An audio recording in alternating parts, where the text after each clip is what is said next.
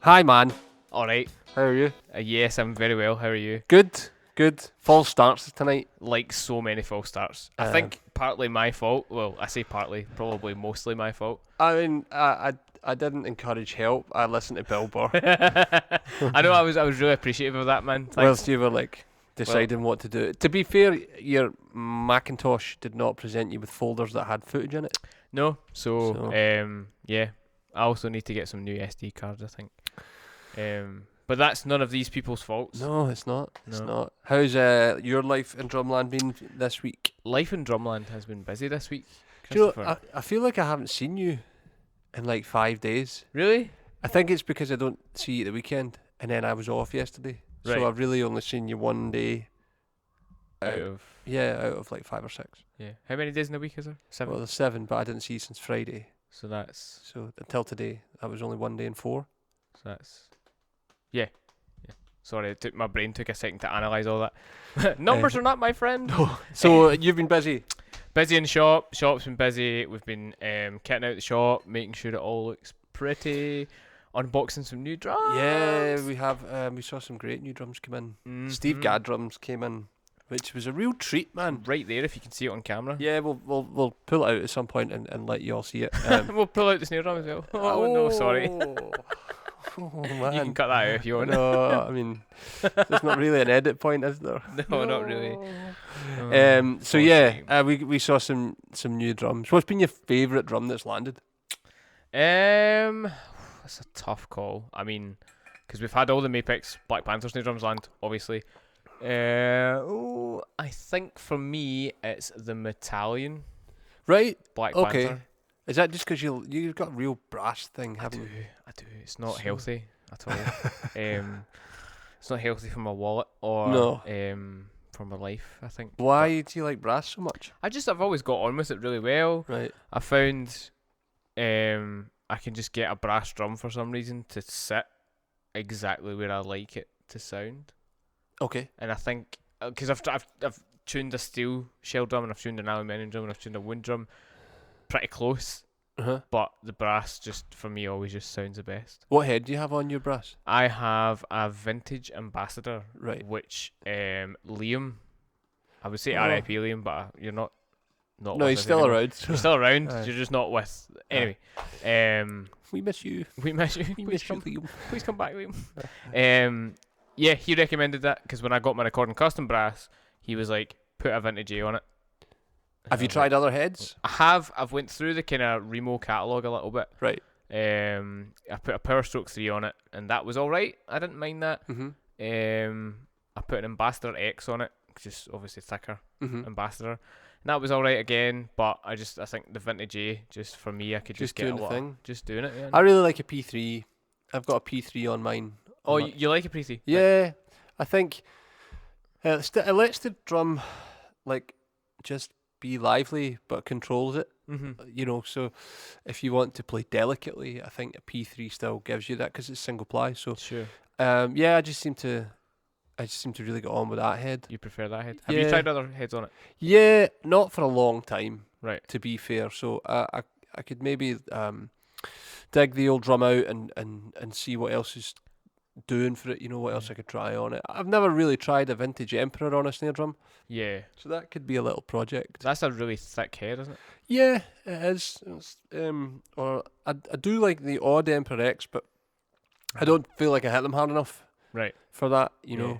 I don't think I get the best from the drum or the head Right. if I put one of those on. Really interesting. A customer came in today and they had a Mapex Black Widow, the old Black Panther, the Maple, the 14x5, and they had an Aquarian Studio X on it. Oh, whoa. Yeah, That's so pretty thick. it was just and they were like trying to tune it low and having a bit of trouble. And yeah, you're With right. trying to get it sounding lower. Yeah, I think they didn't really appreciate that there's not a lot of shell to work with, Yeah. so it's only going to go solo Mm-hmm. and Solo. solo. Hand. And when you put a thicker head on it, that head has a reinforcement ring round the edge underneath and a centre dot. Mm-hmm. So the head's going to have to be hit hard to get it to vibrate, Mm-hmm. and they weren't hitting it hard, and they weren't cranking the head. So it was an interesting battle to try and get it to where they wanted it tonally. You know, I think we got there in the end. Where did it end up?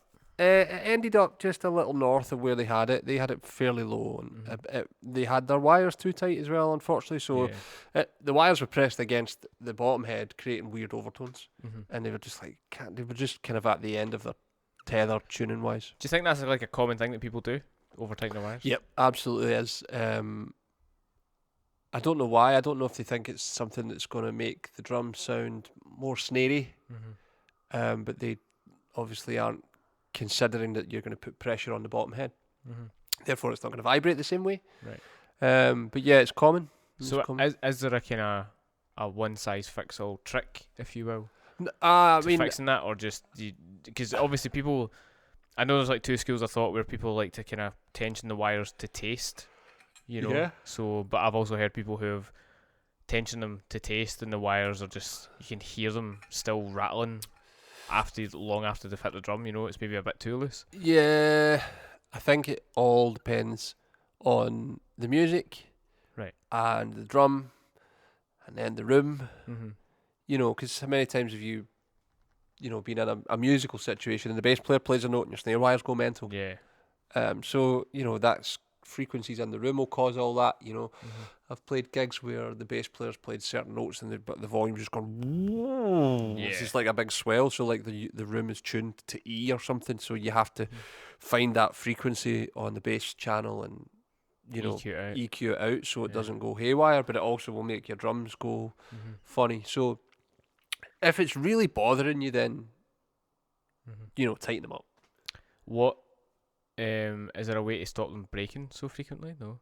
Wires, I mean, don't tighten them too hard. Right. Because is that what breaks it, or is it? well, it's just stretched under tension, plus it's vibrating, so it'll be a combination of both. Probably mishandled. People putting them back in cases a little rougher than they should. People also people never take their wires off when they put the drum back in the case. Yeah. Nobody ever does that. Well, certainly I don't know anybody that does that. Yeah. I'm sure there are people in the world who do that. Do you do it? No, I'm really bad for it. I'm really bad for drum maintenance, man. Like, my drum maintenance is terrible. Is that why you're always giving them to Dave? Yeah, pretty much. But like, my drum maintenance has always been terrible. Like. Do you treat your drums the same way you treat your cymbals? Like, you don't like not look after it, but you know that way you don't. I know you don't clean your cymbals, but pretty much, man. Yeah. Put them back in the cases. They go in my unit. And that's it. They come out my unit. They come out the cases. Every once in a while, I'll rehead them. I'm really terrible. Yeah. Really terrible for it. I mean, it can't be that bad because your drums still sound great. Thanks. You know. But I think like good drums will sound great. Yeah. They'll get to a point and they're going to sound good. You know. So I don't necessarily think it's anything that I've done. They just the Sonar drums don't slip. The tuning doesn't slip. Yeah. So that helps. You know, you get them to where they want and they just kind of sound the same. Stay there. Yeah. But yeah, when I was a kid, I used to be really like every 3 or 4 months, strip the entire kit down, tension rods out, lugs off and all that. that. The whole. Well, no, I didn't go as far as that. Really? I was a bit scared in case I didn't know how to put them back on, and right. You know, before I knew anything about drums, really. Yeah. Oh, I went to town on it, man. Like my first kit, I got a Tama.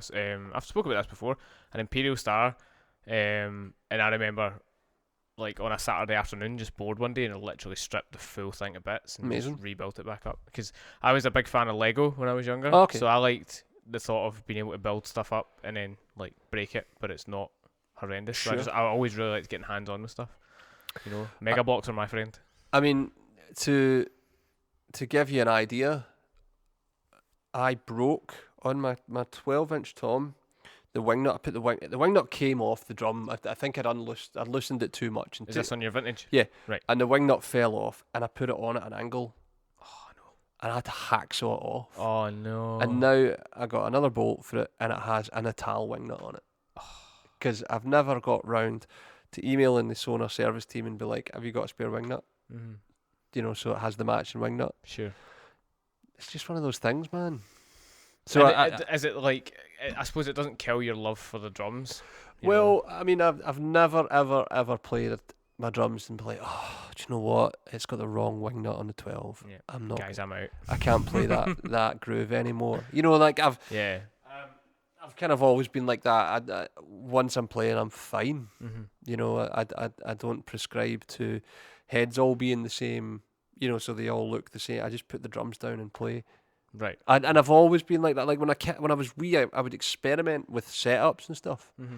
So I would put the floor tom to the left and have nothing on the right. Oh, okay. So you would, bass drum, rack tom, bass drum, snare drum, rack tom, floor tom, and see what that felt like to play, or just take it away. You know what I mean? So so if I ever found myself in a situation where I had really gnarly drums, I don't freak out. Yeah, it wasn't like a holy shit moment. What am I gonna do? No, it's not the end of the world for me. I know people get pretty precious about how their stuff's set up.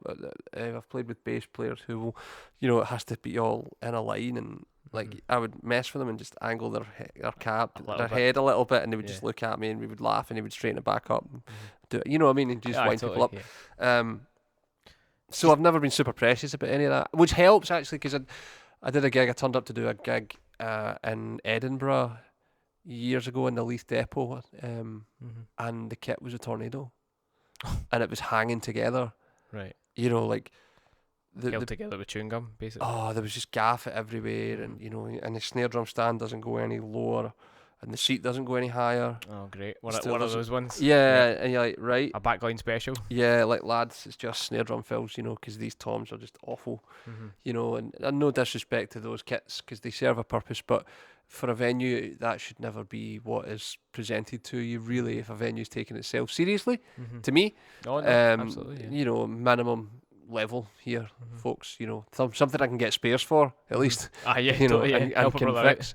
Do you remember the Glasgow, for our non-Glasgow listeners, there used to be a venue in Glasgow called Pivo Pivo. Do you remember Pivo Pivo? Yeah. I remember the house kit in there used to be a bit of a Russian roulette, if you will, because sometimes you would go in and they would be like, for some reason, like, I think I'm remembering this right.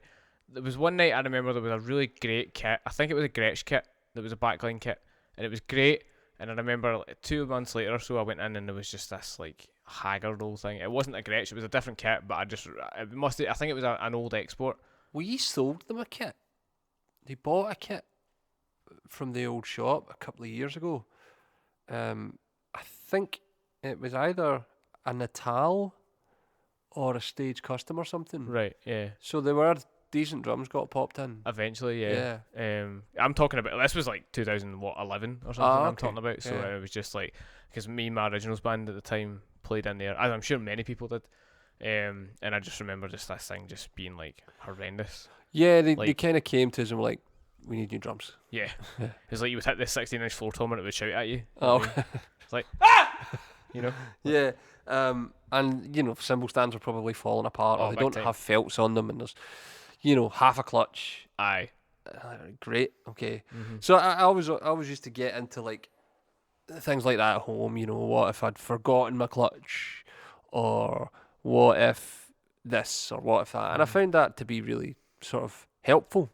Do you think that's like something that's kind of lost in younger drummers now? Like they just kind of take things for what it is and not get hands-on and experiment? Yeah, I think. Yeah, no, maybe. I think it really depends on how into it they are. Some people just want to get through their exams. Yeah. And like I was like into it, Well, like what I mean is like, so in that same scenario, like if you turned up to, if someone else, maybe no one in particular, but I'm just thinking of like a younger player who would turn up to a venue and they get presented with a tornado, and maybe it doesn't have a 12-inch tom that they're used to having there. Like they're just like, oh no, what do I do? Well, I remember doing a kit share gig at Touch years ago, and I had 2 up, 1 down, and one of the bands asked me if they could take a tom off, because they were just like, this is blowing their mind that there was 2 up. The guy wasn't used to playing that way. Yeah. So I think people kind of they get so used to being in their lane that they don't really know what to do if they have to move. Yeah. The only way I can relate it is, imagine driving a car and all of a sudden you don't have a clutch. Or you've driven an automatic forever and now you have to drive a manual, and all of a sudden you're like, yeah.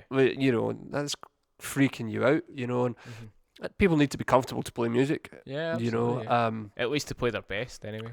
Yeah, absolutely. But I like the challenge of it.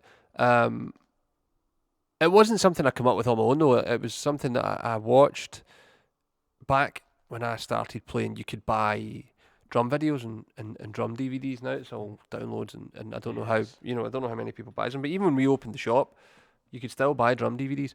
And Bonham's son Jason did one.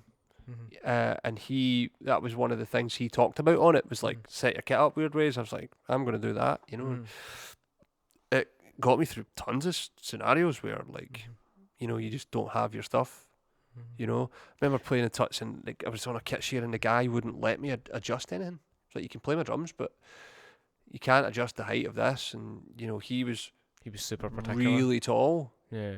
Like, great, okay. I guess we're just rolling with this. Yeah. And it's a big debate. Drummers have all the time, I've always been such that I can set my drums up pretty quickly. So yeah, man, if you need to change something, then cool. I'm not, don't make it mental. I don't mean you changing heights, but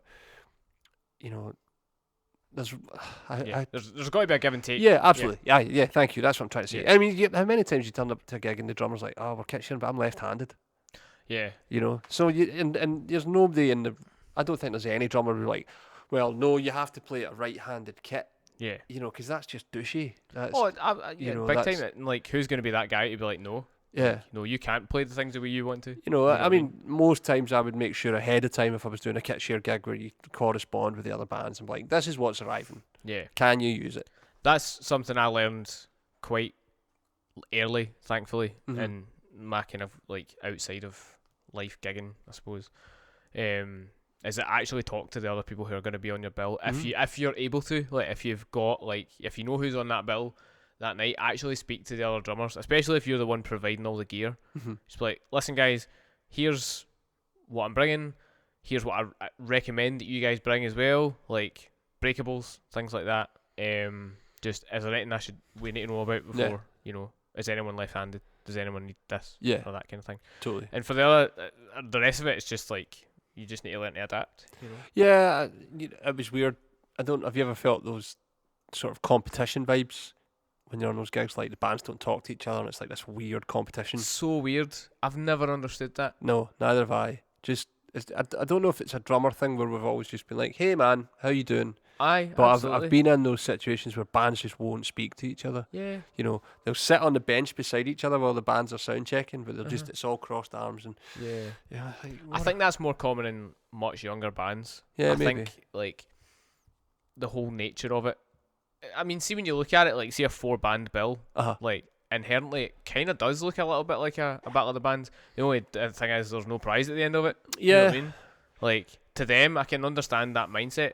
And it's hard not to be in that mindset if everyone else is, Yeah, I think maybe you just take someone to say, look, all we're trying to do is give 200 people a good night. When you start to think about it like that, like, I know your pals are coming, but do you think they would stay and watch us? And we'll try and encourage our pals to come early to watch you. Yeah. And everybody's having a good time. Exactly. Everybody gets a crowd to play to. Sure, That's it. But that got way off topic really quickly. It did. Just while we're on it though, do you ever miss gigs like that? No. No, I don't miss trying to convince people to come and see music. Yeah. Because that's what they became eventually. Yeah. Those gigs, your pals have seen you too many times and they don't want to come out on a Wednesday night, in November when it's raining and, you're on at 11. Yeah. Yeah. So not really. Not at all. I think I'm very much over it. Yeah. Big time. I don't know that I was ever under it. Yeah. But, totally. that novelty was a novelty for about a year. Yeah, I think the novelty of those gigs certainly wears out fairly quickly. They're hard work. They're hard work for what for the return of it as well. Like they're like far too hard work. And there's so many decent venues, or when we could go to gigs, there were so many decent venues that there's a decent crowd anyway. I always like playing places like Block. Yeah, places like Block were great because there's people there already.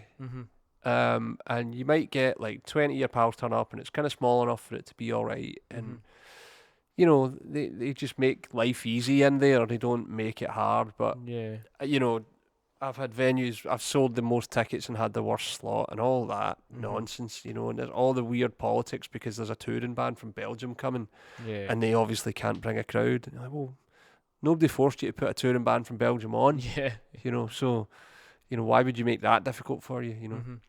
So, no, to answer your question, no, I don't. Yeah. I don't miss them. I'm very much the same. I think those gigs, just your patience for those gigs, I think after a while of doing them, just really just kind of wears thin, because you can almost predict how the night will go. Is the set almost before you even go to the gig. You're just like, okay, this is how it's gonna roll, you know, like, and you just kind of go through the motions after a while. Just I've played Touch too many times. Yeah. Like, played 13th Note too many times. Having said that, all that, and this sounds vaguely pessimistic, but like to try and put a more kind of positive spin on it, like playing venues like that is great. Like, there's not been one time I've not enjoyed playing Tuts. And great learning experiences when you're young. I think you have to do them, but I'm a little long in the tooth for it now. You're a grumpy old man. I've been playing drums for like 27 years nearly. Yeah. So, you know, I was gigging really quickly. I started playing gigs when I was 16, maybe 15. Really? Wow. Yeah. So yeah, I started playing quite quickly. And after a while, it just became a bit too much of just like I honestly got my pals to come and see us at Touch like 6 times or something, and there's only so many times I can convince them to see the same band and the same songs, you know. Yeah, exactly. And there's only so many times you can say no, but guys, this is the one. You know, this is the gig. And no, this such and such is coming at this, and like, back when record deals and all that were still a thing, you know. So, you know, they are a great apprenticeship for bands, and I absolutely see the value in them. But I don't really want to do them anymore. Yeah. You know, so. Do you think playing wedding gigs and things kind of spoils you for that kind of stuff? Because you're all of a sudden you're now getting, fair enough, you're not playing your own songs, but you're now getting paid to play drums. Like, you're now earning money out of doing what you enjoy. For me, it did. For me, I'll be honest, absolutely. It totally ruined, like, original band gigs where you don't kind of get much return out of it, because it's like, okay, fair enough, I'm now, for the same amount of time and for much less kind of effort in the long run, you're making like just under $200 maybe for 4 hours of your life. I think they have to be treated very differently. I think it's if you're going to compare them, then it's not a fair fight. Yeah. You have complete control over the set list you play at a wedding, and you know how to pace it, and you're there with friends doing a different thing, you know. It's a different product. Yeah. You know, you're usually wearing similar clothes, and you know what I mean, and all that. There's a formality to how the evening runs, and maybe the way it's like, I think what I really liked about doing those gigs over doing sort of originals gigs was learning the craft side of it, learning the drums and learning the music. You know, like learning how those gigs taught me how to be a musician more than others. Yeah, you know, and more than original gigs did. Original gigs teach you how to do things like, or original bands, I should say, teach you how to do things like create a drum part. You know, understand where your drums are relative to a new song, or you know, you can probably argue your case for doing fill-ins a little more, and you could also you very quickly realise that new drum fill you learned from Drumeo is maybe not the best time to use it in every song, you know. Yeah, absolutely. You know, but those situations have a goal in mind. Yeah, I think, you know, you're trying to create music and trying to record music and push yourself creatively and all that kind of thing, you know. I think wedding gigs can do that for you. I think if you're creative with it, a lot of people really rag on them. They hate doing them, and because they don't find any value in it, or they don't look for the value in it. They just see it as it gets in the road, but it's a necessity. Yeah, you know. We live in a very different world now from when I started, though. So, to be fair, we live in a very different world from this time last year. Absolutely, but yeah, I mean, even culturally, like, you know, you couldn't Instagram anything. Yeah, true. You know, you couldn't record anything really. You couldn't just take you couldn't just take one of these out and film your whole night, or film rehearsals and put it up and create a following. We had to do things like, we were really fortunate when I played in an originals band that the singer in the band, his folks owned a hotel. Right. So if we needed to record, we would learn 10 to 15 covers, put a gig on, charge all our pals a couple of pounds. They would get absolutely wrecked. We would play all night, and that was that. And we would raise enough money to go into the studio. Yeah. We had to learn how to do that. Now you create a following just by posting a rehearsal. You know, you don't get any money. It's not monetized. You know, but we had to be creative with ways to raise capital. Yeah.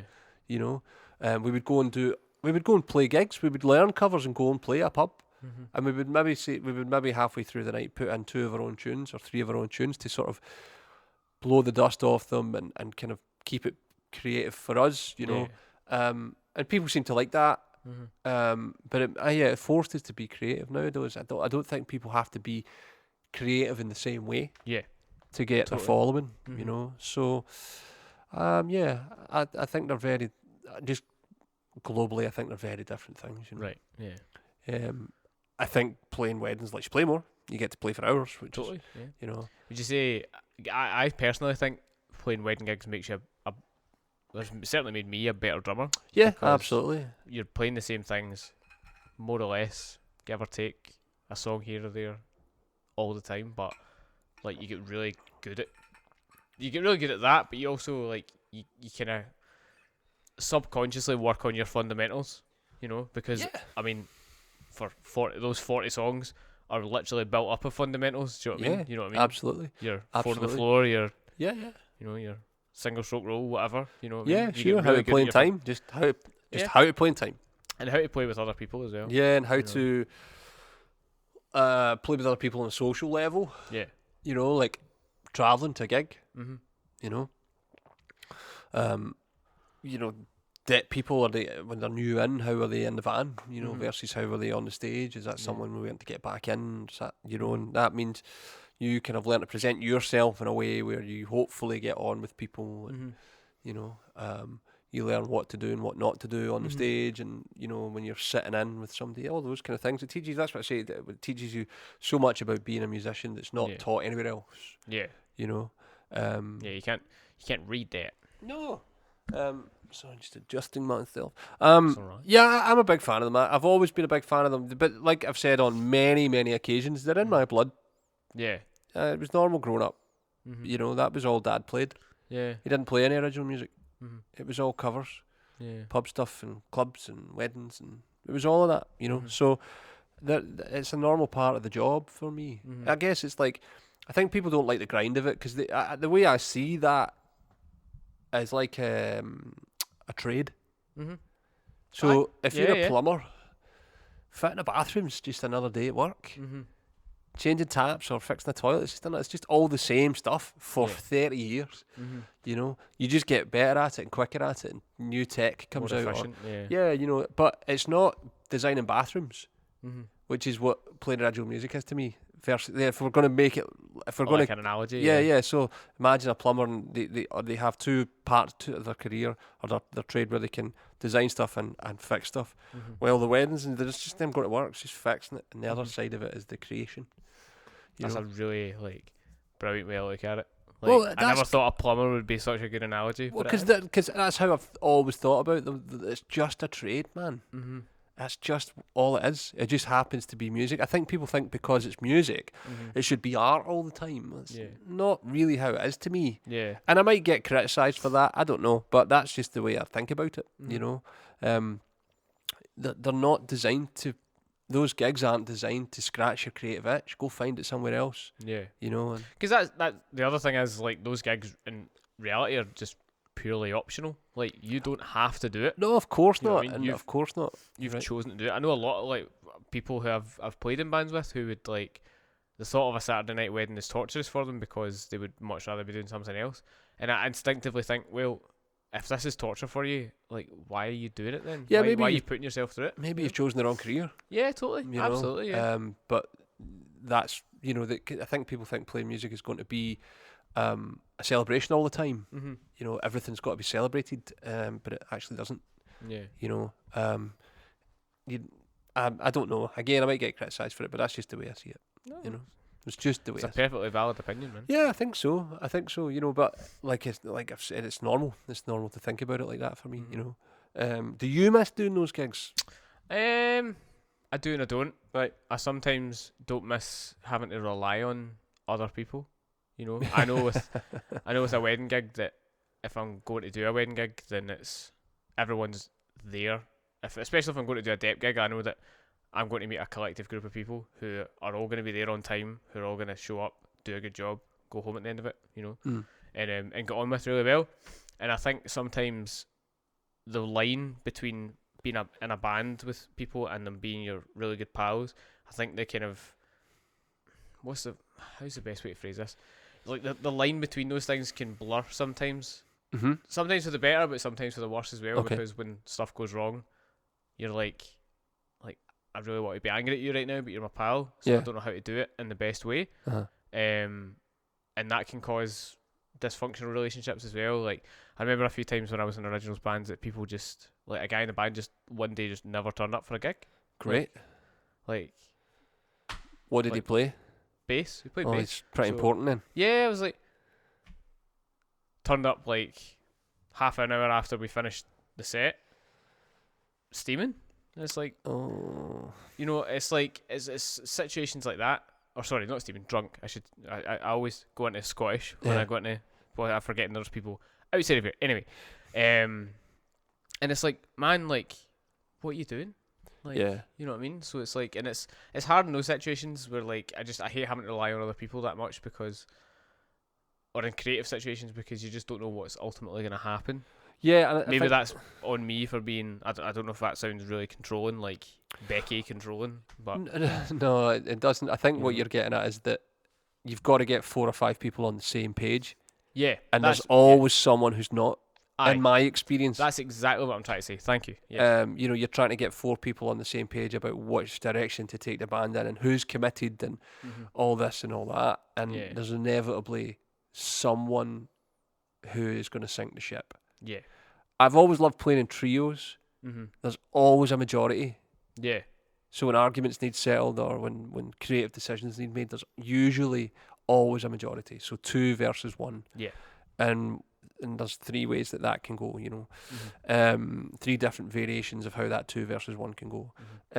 So yeah, 3-piece bands have always been a little bit more my taste. Yeah, totally. Because then you're right. There is no real argument there, you know, because there's No. always a deciding vote. There's always Yeah, a and, 2-on-1 scenario. Absolutely. I mean, even when you go to the pub, if you sit in a booth, it's usually 2-on-1. Totally. You know, those kind of things. Yeah. So I find those things a little bit easier to sort of navigate. And it's, you know, 3 people fit in a van. You know, there's 3 Yeah. seats. It's just always a little easier to get everybody there, you know, that kind of thing. And there's very rarely or certainly the circumstances I've been in, there's never been someone not turn up. Yeah. You know, that's I mean, hard. that was like one. I think that was one occasion, but for me, it was kind of like the straw that broke the camel's back. You know. To answer your question though, there is bits of it I do miss. Obviously, the creative side of it. Obviously, like when during the lockdown and things like that, I was getting the kind of that wee creative itch here and there, you know. But then I kind of thought about it, and I was like, is this ultimately going to be more hassle than it's going to be worth? You know. Yeah, I mean the creative part of it's really important, I think. Absolutely, as a musician. Have you ever led your own band? No, I've always just been a member of it. Well, I guess like the first originals band that I was in was like a very much a collaborative thing. Like we were put together almost in college because you know college they try and teach you here's how to be a musician. And like they put you in bands with people who you necessarily don't know, never really spoke to before, and it just so happened that like it sounds like a pure One Direction style story, but it just so happened that we were all actually genuinely really good pals. Oh, cool. Like we all just clicked, you know. Right. In situations like I was talking about where like there would be creative conflict and things like that strangely made it a little bit easier because we all got on so well that we knew that any any shit that we had to talk about was just in a practice room. You know what I mean? Like the same guys that I could have an argument with, I could be screaming, hee-hawing and laughing 5 minutes later in the pub or whatever, you know. I think that's really important. I think that's really healthy. Yeah, certainly. I think you should be able to say that something's good or bad. Absolutely, yeah. And it was 5 of us, so again we had that kind of like there was always 3 on 2. There was always someone who was going to be like make the deciding kind of vote. Yeah. So yeah. I did lead a band when I came out of college, which is interesting to have to call all of the shots. You know, I wrote all the music. Right. So I assembled the Avengers for it, you know, found the right players, and were you the Hulk? I think I was Scarlet Witch. No. Okay. I had to book the gigs, and I had to get everybody to rehearsal, and I had to get everybody to make sure everybody remembered when the gig was, and all that stuff. And that's funny because that you then have to play the gig. Yeah. You know, and all that goes through your head while you're playing is are people enjoying themselves? You know, are the band okay? Like trying to read people on the stage, and are they playing well? And you know, all of that stuff. Have they been fed? You know, because it's originals music. Are they getting paid? Can I pay them? Is there enough on the door? All of those things, and I like that. But I don't like it. It's hard, man. It's, you know, it usually helps if they're your friends. Yeah. Or you have. Because I guess if it's unknowns, then like if something goes wrong with an unknown entity, you don't know how they're gonna react to that. If it's your mates, at least if your mates, you kind of there'll be leeway here and there. Yeah, I don't think I would ever just randomly get someone I'd never worked with or played with to come and play. I don't think I would do that. Okay. You know that.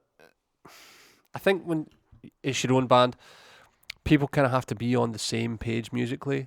Certainly for me. So like, if I reference Tool, people have to know what that is at least, or have listened to an album or something. You know, like here's what I'm going for with this idea. You know, and luckily, that has usually been the case.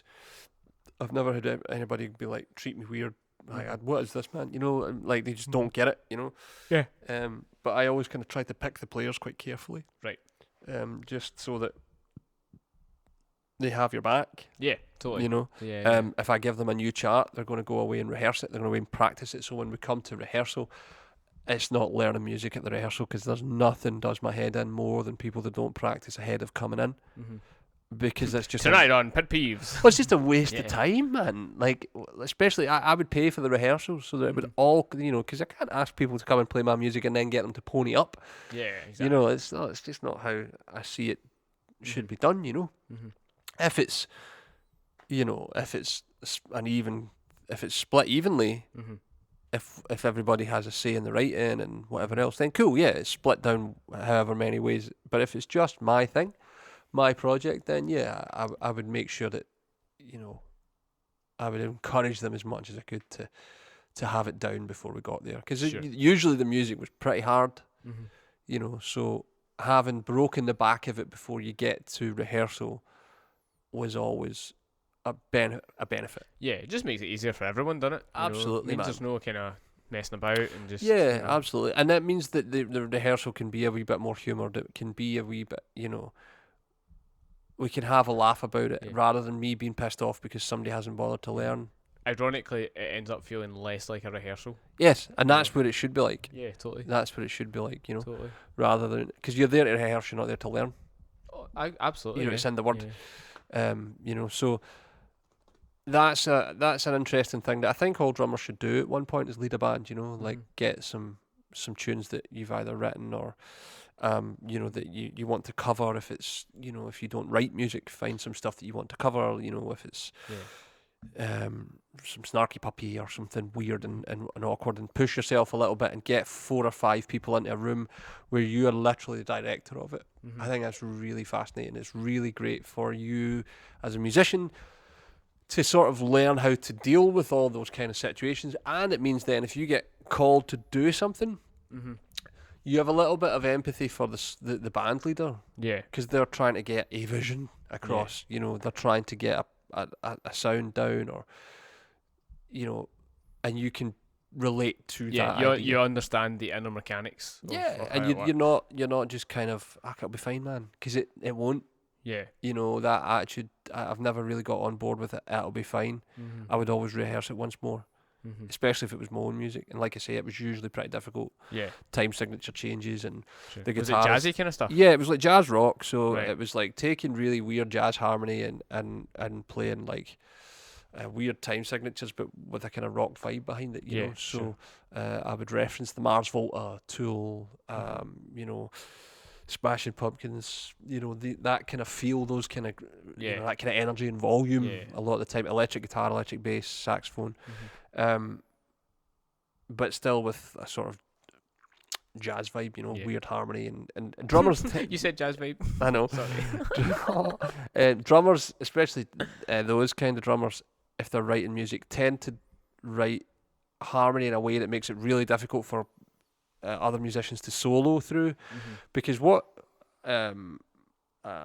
sort of horn players and string players tend to do is they connect the harmony so that scales are easy to solo through.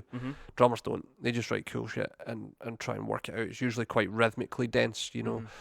I would think nothing of shifting 9/8 6/4 4/4. Just shifting those time signatures over a loop or something, or wrote in 11 quite a lot, or I would have like I would always try and write rhythms and melodies though that were singable, so that the time signature was kind of either disguised or it wasn't thought about. It didn't feel like we're playing in 7. Usually when I do, just if it's something that I've rushed, it feels like it. It feels like it just feels like you're falling off a cliff. There's a beat missing or there's a beat added.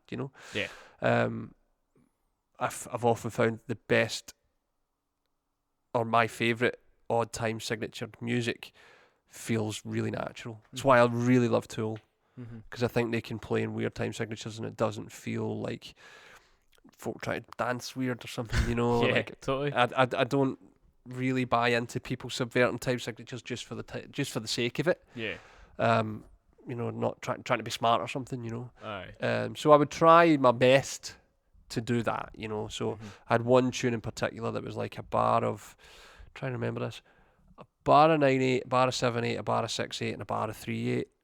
It was just this big sort of melodic line that just cycled over these bars, and it made sense as a phrase when you heard it back. Right, It was really singable. The rhythms weren't super bonkers. So once the band had the phrase down, it was like, oh, that's actually really easy. That's not that hard at all.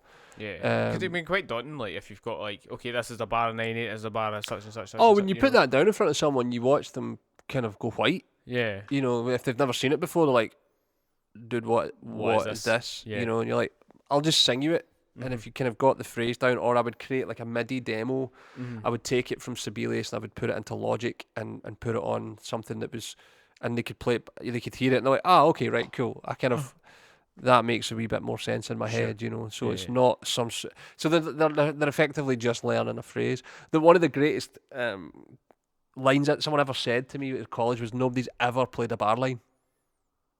Oh, okay. So why are we thinking in terms of bar lines? Yeah. There's a bar of 9 and a bar of 6. No, just learn the whole thing. Learn the whole phrase, and it makes your life so much easier, Because then you're not sitting there going 1, 2, 3, 4, 5, 6, 7, 8. Absolutely. The minute you're trying to count it, you're not playing music. Yeah. For me. Yeah. You're doing like paint by numbers. Absolutely, absolutely. And it's, there's a point where you have to do that to get it under your hands and feet.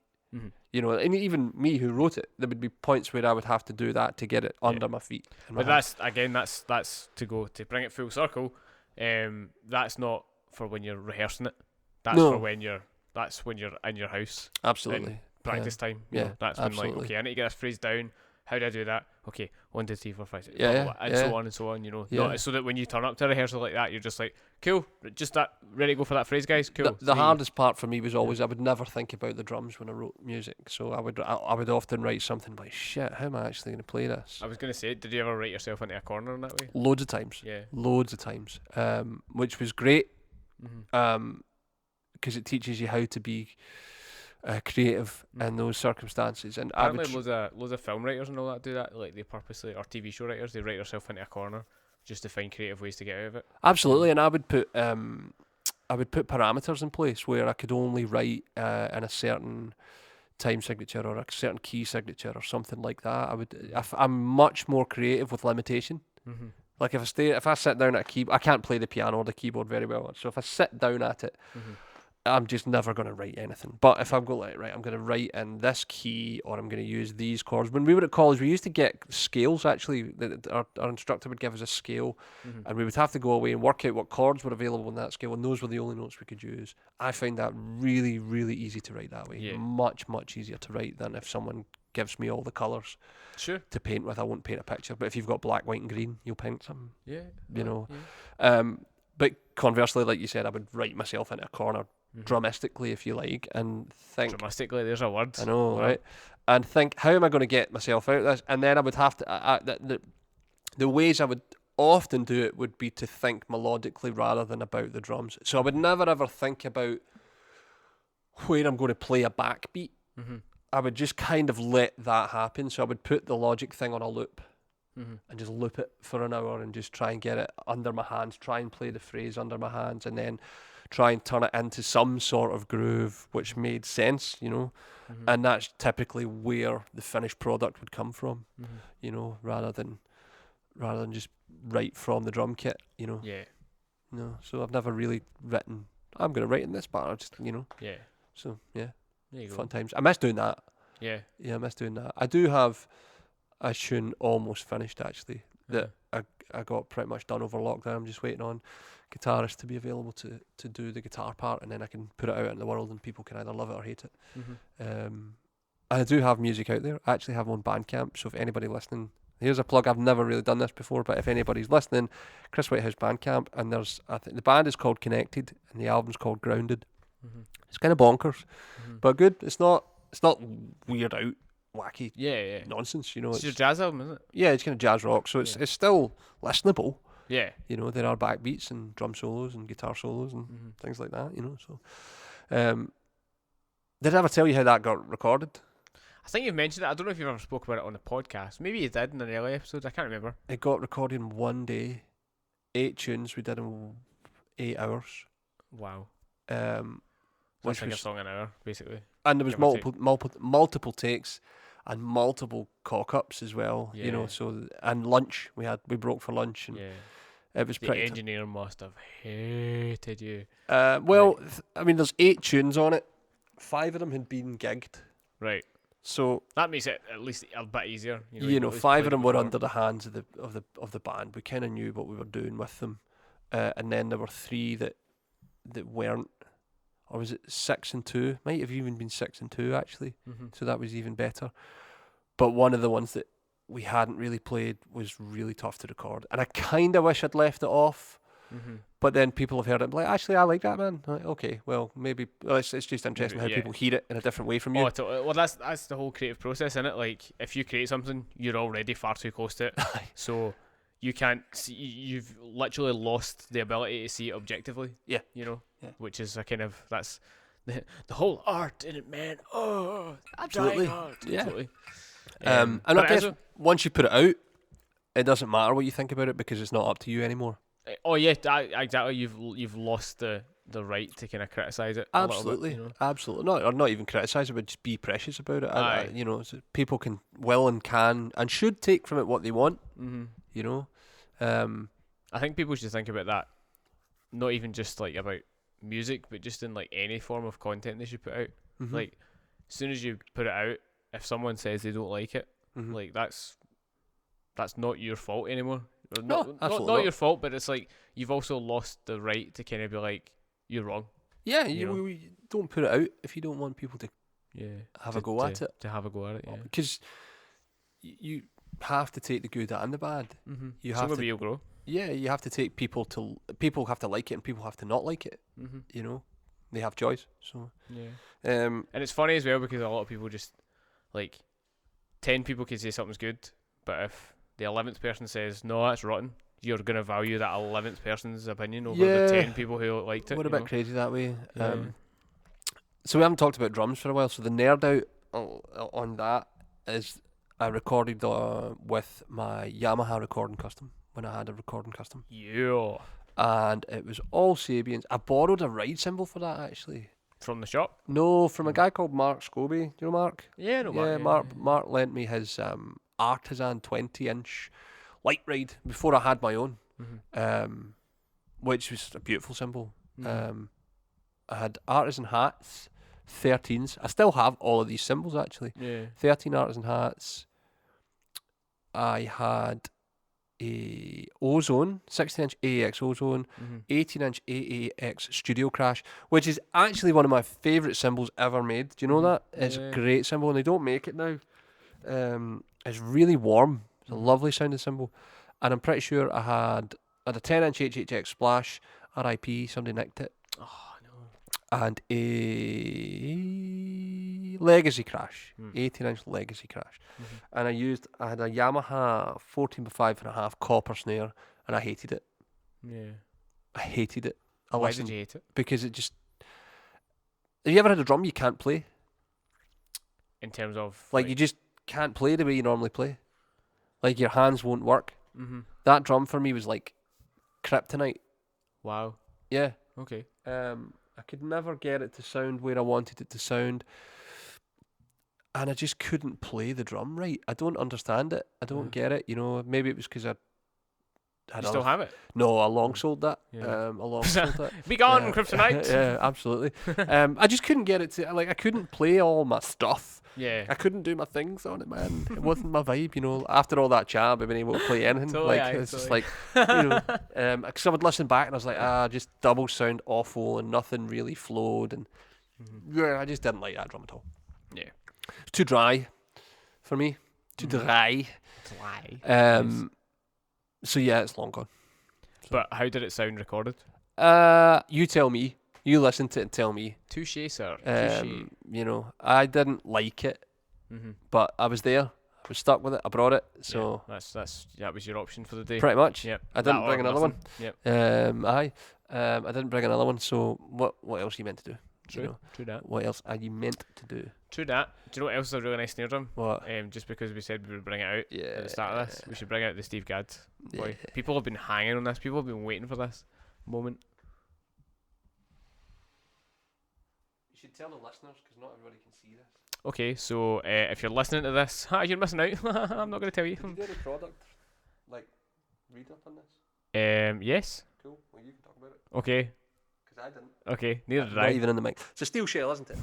Yes. It's got die-cast hoops. Yeah. So that's it's Steve Gadd's spec. A beaded steel shell, die-cast hoops, black nickel everywhere. It has a Power Stroke 3 on the batter side, and strangely and interestingly, it has a Diplomat on the bottom, and Steve's patented, or not patented, but Steve's choice of wire. Yes. Unfortunately, it does not make you sound like Steve Gadd. Yeah. Because nothing will, but it is very, very beautiful. The only person who sounds like Steve Gadd is Steve Gadd. Yes. Actually, surprisingly, I thought it was going to have a pinstripe on it. It's got a Power Stroke 3, eh? It does. Yeah. That shows you my ignorance. I thought Steve played a pinstripe on the snare as well, but there you have it. So yeah, the Gadd drum. Yep. It's gorgeous. Pretty. Yeah. It's very pretty. Yeah. So yeah, we have 2 in Glasgow. We have 1 in Leeds. So yeah. You should absolutely get your hands on a prize. Yeah, do it. For listeners, you just missed out on seeing an absolutely beautiful snare drum. Soz. They can see it. They can see it on our website. Yes, it's on Instagram as well. Yeah. And Facebook and Instagram stories and. Well, the stories will be gone, unfortunately. But yeah, but I'll bring it back because I can do that. I'm bringing sexy back like Justin Timberlake, and I'll put it on Twitter, and I'll maybe put it on TikTok, and I'll put it on my mum's Twitter and I'll put it on. It's a cool story, Messenger. bro. I know it needs more fireworks and explosions, doesn't it? I mean, I'm not sure. It has Gadd. All the fireworks and Gadd. explosions are there. Yeah, exactly. What more do you need? Yeah, man. There Yeah. you go. Have you recorded your Sonar drums yet? No, I've not. Well, actually, that's a lie. I've just straight up lied to you. I just looked you straight in the eyes and just lied straight Thanks to you. for that. I'm very sorry about that. That's okay. I have recorded it. It's been through an EAD10. Oh, okay. So, but So- you've not been in a studio yet? No, I've not been in a studio yet, unfortunately.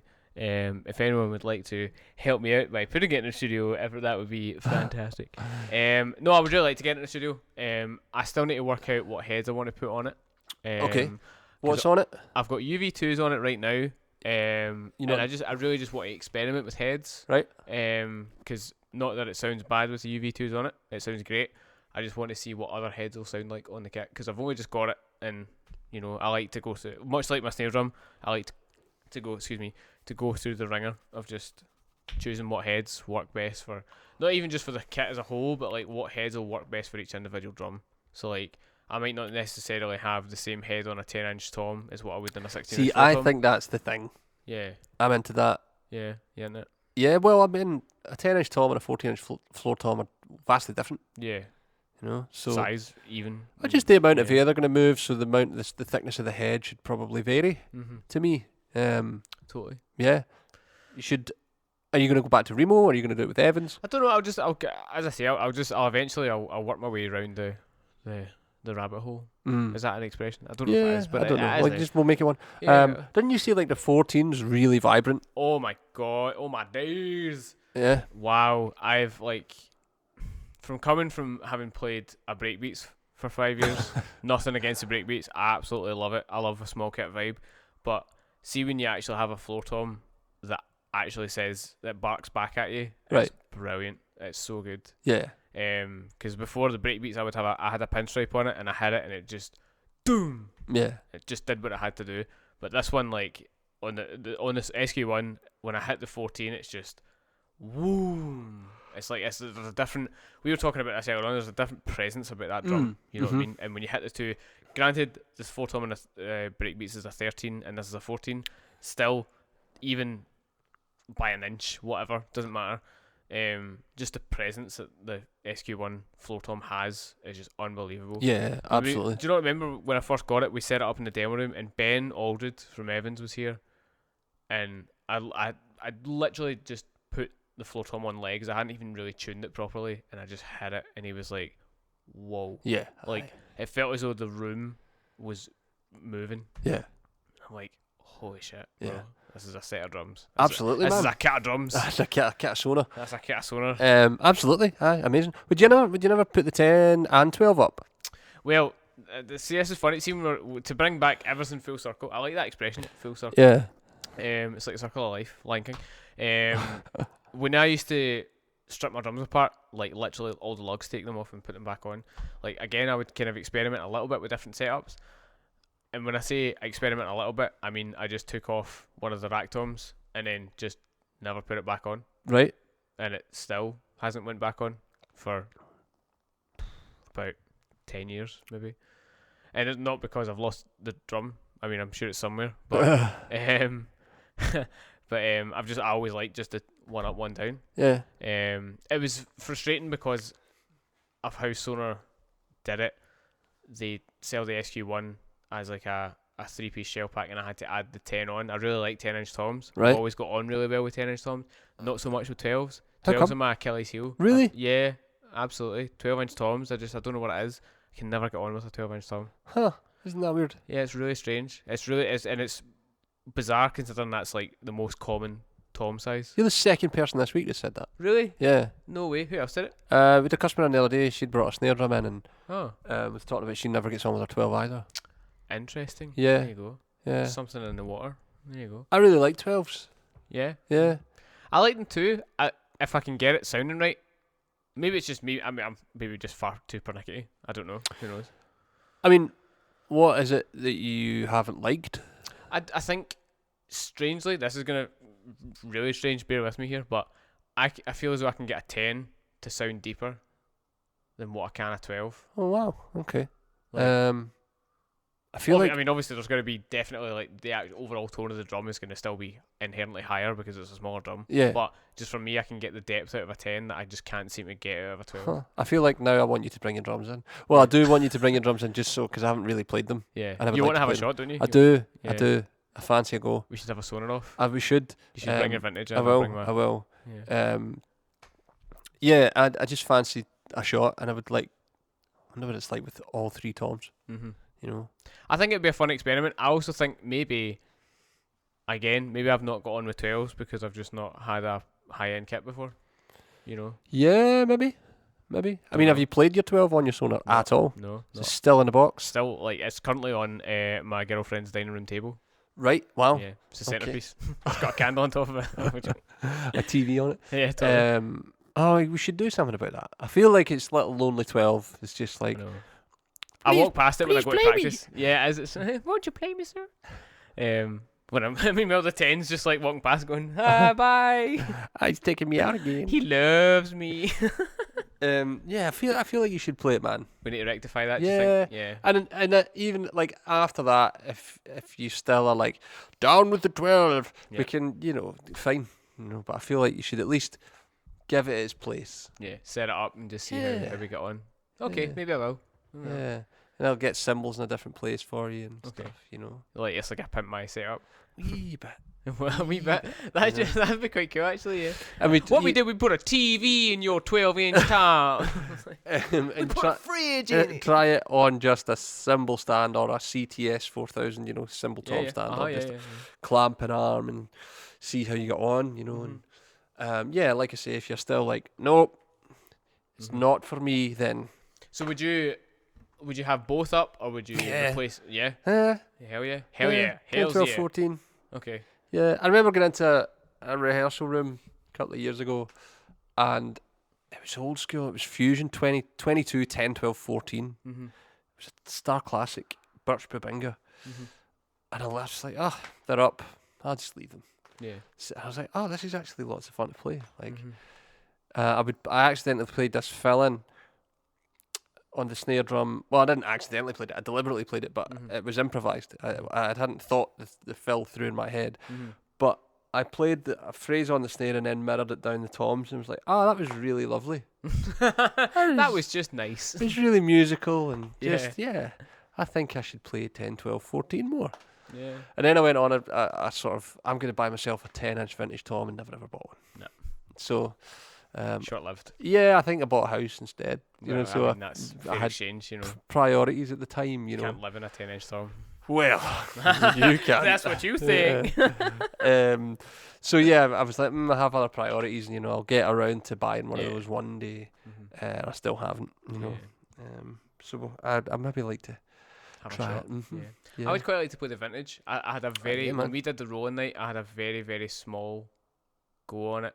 And it wasn't really, I feel like I didn't give it my best. Yeah. I just hit the bass drum and went, that sounds great. Yeah, I'll bring in the snare for it as well. Right, yeah. You really love that vintage snare, I don't you? do really love that vintage snare, man. There's something in it. There's a little bit of magic in it. I don't know what it is. I had it was a customer brought a D-Lite drum in, a 14 by 6.5 Sonar D-Lite. Every time he had it, I was like, if you ever sell that drum, it's mine. Like, I want that drum. And then one came up, and I bought it, and it's a bit of a letdown. Not gonna lie, it's just not. I just keep coming back to the vintage series. Yeah. I just don't know what it is, man. I don't know. There's just a little bit of. It's just got warmth and crack and sensitivity. It's got everything I want in a snare. I hardly have to dampen it. It's not necessarily got the broadest tuning range. I'll give it that. I will say that. So if you want it. How do you usually have it tuned? Mid to high. Yeah, mid to high. It's kind of where I have all my snare drums usually. I'm not a kind of low pitched douche guy. I've just never been that guy. But you also not like a tabletop crank. No. Crack. I'm not that either. So yeah, I definitely know where I like the drums to sit. But I have tried to tune it a bit lower, and it sort of the body just gives out a bit. After a certain is that just tension, of the depths? I think so. Yeah. I think so. The hoops are quite heavy on it as well. They're somewhere between triple flange and die cast. So, incremental adjustments do way more for like a full. Yeah, I think I've just maybe not spent enough time trying to tune it down low. But I feel like you tune it down a wee bit and then the lugs are off. Right. So it's like on or. Yeah, totally. So yeah, I want to try and maybe experiment a wee bit more. We should just bring our kits in. Yeah, we should just do that. Yeah, absolutely. Maybe we'll film it for the podcast. We could. We should actually film our setups. I think that should be a thing we do. Do you think so? I mean, Yes. now that we're filming these, I guess we've got scope for that. Here's my favourite gear. Yeah, Totally. totally. I sold the majority of my Bulls off. Oh, are they Gonzo? 4 out of the 6 are away. Yeah. Right, wow. So I'll be back to playing Sabians when I Yeah, come back out. rocking the Sabines. Yeah, just love them, Mm-hmm. miss them. Artisans. 3 of the setup are Right. Okay. ride, hats, and a crash. Right. I have a 16-inch crash. I have a 22-inch light ride, which is the nicest symbol in the world, and the 13 hats I've had for years. Oh, 13 hats, really? Yeah, yeah. Wow, okay, for this. Mhm. I would have thought, like, outsider looking in, I would have put you as a 15-inch high hat guy. Nah, well, when I bought them, they didn't make 15s. Okay, fair dues. That's just a more recent thing. Fair enough. And I had 14-inch hats at the time. I had Right. other 14s. I thought I'll get 13s. And there's a loveliness to them. They're just super quick. But they still sound great. They don't lose any volume when you have to pedal them, that kind of thing. They're really crisp and clean. And I've got a 19-inch HHX Extreme Crash, which I love. Artisan Crash, Ozone, Studio Crash. I don't always play them all. I usually play 2 crashes in a ride. Yeah. So yeah. So I did play the Ozone for a while as a second crash. But if I'm going to take that now, I take it as a third crash. Right. Because it's not a symbol you hit all the time. Mm-hmm. So it was a bit too trashy all the time. Yeah. I found that I used to use my Zildjian K EFX Right. as my main crash. Oh, okay. My main and only crash. Right. It's not really happening, is it? No. No. Just checking that I camera's also- still running. I Yeah. also tore through it very quickly. Oh, have you 'cause broken was it? just- I had to get it replaced. Oh, no way. Because it was it was my main crash. I crashed on the ride as well. I just got a 22-inch K standard ride. And I would crash on that as well, but I for some reason I had it in my head. I was like, I want my main crash to just be really different, man. And got this as just my main and only crash, and I tore through it in about 4 months. Wow. because It was just, well, I was thinking about it. It was the only crash thing I was only using as Yeah, a crash symbol, so it makes sense. Yeah, absolutely. I've had my Ozone for 10 years, though. Have you? Yeah. It's Okay. just bent and warped. Yeah. I've never broken it. I've never Really? broken one. So No. not even cracks in the holes or anything. No. Well, okay, fair dues. It's really thin. Is it? I think it's a bit thinner than the newer ones. Right. So yeah, I've never broken one. Oh, fair dues. So Fair enough. if it was to break it, I think I would replace it with the new HHX Complex or something. Oh yeah. Oh, big time. Yeah. They've just released some Ozones. They're not around yet, but lovely. yeah, I think if I was going to, if I ever do break it, I think I would replace it with that. I do like the darkness a wee bit more Yeah. than the AEX, but it's served me well. Served me very well, that symbol. I think if I ever crack my EFX because it's now out of warranty, I think I would just keep it just the way it is. Because there's an argument that those symbols sound better when they're a bit gubbed. So It really, it really depends on the sound you want and how gnarly the sound you want. You Yeah. know. But yeah, you're right. I think. yeah. You know. Do you know what way I still remember when I noticed it was cracked? I remember my heart sank because I remember being in a rehearsal room and I just crashed it. And you know that way you can hear that not initially when you first strike the cymbal, but obviously by the time the air moves through it and the kind of the whole energy goes through the cymbal, you just hear an extra kind of wow. Yeah. Yeah. It's no. Or those symbols tend to die off really quickly instead of sustain. Yeah. When you crack those, they become really quick. What's interesting about it, I think, anyway, maybe other people might disagree, but see when I got it replaced, it didn't sound the same as the one prior to it. Yeah, I don't think the new Ozones sound like mine did. Really? But then I that's a memory of 10 years ago, and yeah. I can't really remember what it sounded like when I bought it. You know. Well, my EFX, my new one, sounded much brighter. Oh, than really? The one I had before. Yeah, the other one actually, the one I bought, sounded much darker. It's maybe the weight of the casting. Could be. Because Zildjian are super consistent. Hey, that's why they machine everything. That's why I was like, oh wow, that's and it's the first time I've actually, if I've ever had a replacement cymbal, it's the first time that I've actually noticed it sounding a little bit different. It's oh, that's not bad, just different from what I was used to. Yeah. It's nice sometimes. I've only ever broken one cymbal. Have you? Yeah, I used to have, years ago I had an Istanbul Agop special edition 20-inch jazz ride, really thin, dark cymbal, and I took it out on a club gig and ladled the shit out of it because you couldn't hear it. Yeah. And had a tiny crack in it. Right, guess that's the last time I take that cymbal out. Yeah. Do you know just where we're speaking of crack cymbals, my 14-inch K Master Sound hats have a crack in them, Oh really? but you can't hear it. Are they still under warranty? Yeah, I got them replaced. Oh, Yeah, okay, right. I've literally I've got them in. I've got the new set in the cymbal bag. I've just not used them because you can't hear the crack in the current ones. Oh, They're just okay. cracked, so I just got them replaced. Whereabouts are they cracked? It's on the lathe.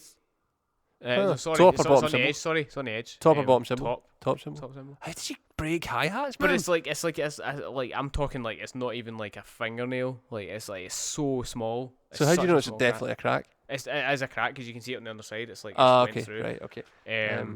How but did you break hi-hats? I've no idea. I've absolutely no idea. I kind of admire people that break hi-hats. Do you? A little bit. My old stage hats got cracked. Like they got rinsed. But they're like Captain America's shield or something. You know, like you need Thor's hammer to do it. Yeah, man. But bear in mind, my stage hats, they were actually like bits of them were curling. Like they were that cracked.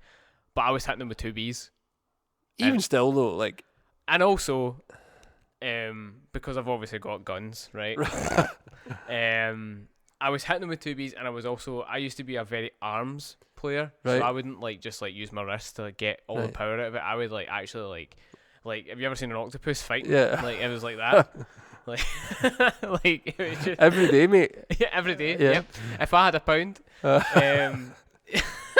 So I would just be hitting it away, and just eventually over time, I used to play in a lot of rock bands as well, and in my mind, if people were watching us, I just would want to put all energy. See that video of the drummer at the wrong gig? Mm-hmm. That was he was my hero. I was like, I want to be like that. That's the guy I aspire to be. As I'm sure we all did at one point in time. At some point now. But I was like, well, he goes balls to the wall, so am I. Yeah, but and then but still, breaking hi-hats is impressive. It's not good. Breaking stage hats, man, that's I've never understood how you break hi-hats. My apologies, they're not stage hats, they're accelerator hi-hats. Right, okay. So, I mean, not that makes it any better, but... No, it's a slightly different weight. Or the bottom one's beveled, eh? It's like a sound edge kind of thing, you know. But the top one was absolutely garbage. It's not even fair, man. Like, I actually felt sorry for it. Oh, little hi-hats. I'm sorry. Have you still got them? Yeah, I've still got Have them. you made a clock out of them yet? Not yet. I mean, I'll tell Amy that. I'll just put it on the wall. I'll not say anything. I mean, that could be a project for one of her classes. Might be a bit primary kids. Here's a metal symbol. Have at it. Maybe it's kind of scarred and cut up and all that. Oh my god! Little Billy lost a digit. How did you lose a toe? Fair enough. Maybe we won't do that. Maybe not. I've still got them. They're in a hard case somewhere in my parents' house. Like, right. All my AAX symbols are in there. What else have you got? I've got the accelerator hats. It was the one that came in the there's the stage set with stage crashes. Or stage crashes or explosion crashes? Explosion crashes that came okay. with 16 and 18. I still love... I've spoken about this in the podcast before, but I still maintain that 18-inch explosion is awesome. Oh, it's great. Super loud, eh? Mm-hmm. Are they in any fit state to be played? Do you know what the crashes are? Right, okay. Yeah. What The about ride's alright. The ride's okay. Is it a stage ride? Yeah. Do you know there's a little bit of love in my heart for a stage ride? For a stage ride, yeah. I remember doing a gig and I borrowed Liam's gear. Yeah. That's twice, Liam. Yep. Twice tonight. And I borrowed Liam's gear and we turned up to this venue and I pulled out his artisan ride. Beautiful cymbal. Set up the gear, started playing the gig. About 3 songs in, the artisan came off and the stage ride went up. Brilliant. Because it was a super loud rock thing. Yeah. The pub was super loud. I was like, I can't hear the bell, and the stage ride was just perfect. Yep. Yeah, bell it's just like thunder, like an anvil, man. Ding, ding. Yeah, totally. Great. It served it just the right cymbal at the right moment was perfect. Big time. We saw them all the time because that stage set was one of the most widely sold cymbal sets around. So it was the sort of gateway to real cymbals, he says, Sure. with inverted commas.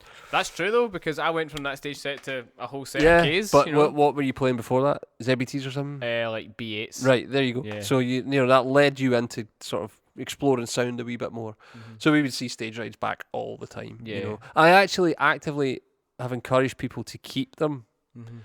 For that reason, because I found myself actually in need of one night, and it was perfect. So people that are going to be freelancers, like, see that, keep a hold of that cymbal. Yeah. There will be a night where you need that. Mm-hmm. And like, really? And I'm like, yep.